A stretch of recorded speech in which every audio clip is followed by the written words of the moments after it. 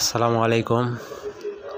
নিকুঞ্জ 2 ঢাকা বাংলাদেশ এয়ারপোর্টের পাশেই ইডিএফ থাই aluminium SS colour এবং কফি মার্কারি গ্লাস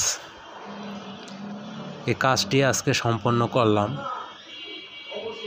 এই কাজটি ভালো লেগে থাকলে আপনাদের লাইক, কমেন্টস এবং শেয়ার করবেন। ধন্যবাদ।